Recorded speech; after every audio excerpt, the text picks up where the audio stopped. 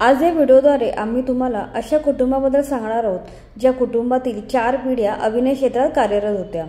आज या कुटुंबातील 4थी पिढी मराठी मालिका आणि सिने क्षेत्र गाजवत आहे।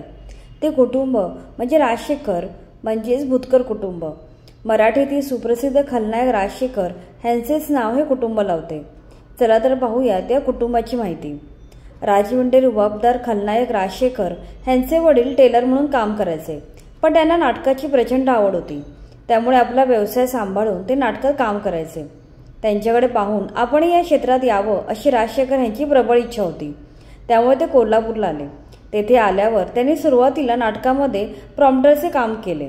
पुढे गणपत पाटील दिग्दर्शित ऐका हो ऐका या नाटकातून त्यांनी रंगभूमीवर पहिलं पाऊल टाकलं। ऐन विशीत म्हाताऱ्याची भूमिका साकारून राजशेखर यांनी प्रेक्षकांची मने जिंकून घेतली। पुढे भालजी पेंढारकर यांच्या आकाशगंगा चित्रपटातून त्यांनी सिनेसृष्टीत पदार्पण केलं।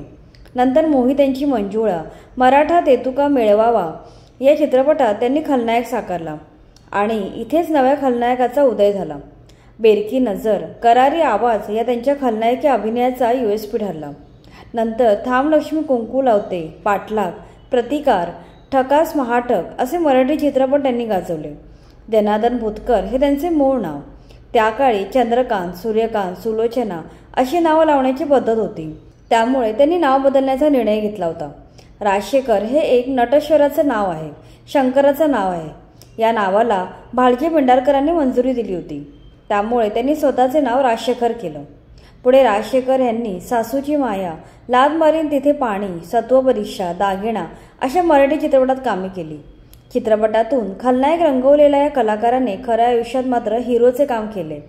त्यांनी मातोश्री या नावाने कोल्हापुरात वृद्धाश्रमाची स्थापना केली।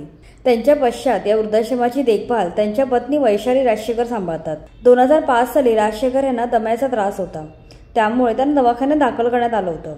25 डिसेंबर 2005 रोजी वयाच्या 69व्या वर्षी त्यांनी जगाचा निरोप घेतला।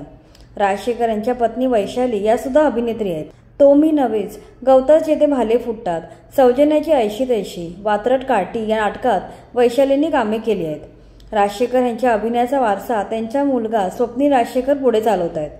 1971 साली वैशाली आणि राजशेखर यांना मुलगा झाला, ते म्हणजे आजचे मालिका विश्वातील आघाडीचे अभिनेते स्वप्नील राजशेखर। वेगवेगळ्या मालिका आणि चित्रपटांमधून स्वप्नील राजशेखर यांनी भूमिका साकारून आपल्या अभिनयाची पावती दिली। हिरवं कुंकू, अपहरण, भावाची लक्ष्मी, अचानक, लेक लाडकी, नाथापुरे आता, राजमाता जिजाऊ, बालगंधर्व, 7/12 कसा बदलला, 3 बायका फजिती ऐका असे 50हून अधिक चित्रपट त्यांनी केलेत। स्वराज्यरक्षक संभाजी, 4 दिवस सासूचे, कुलस्वामिनी, स्वप्नांच्या पलीकडले, अजूनही चांदरात आहे, जय मल्हार अशा अनेक मालिकांमध्ये त्यांनी अभिनय केलाय।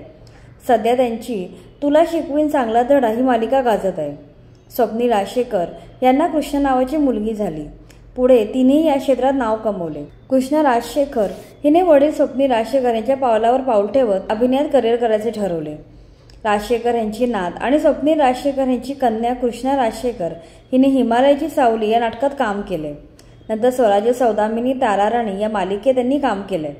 स्वराज्य सौदामिनी ताराराणी ही कृष्णा राजशेखरची पहिली TV मालिका आहे।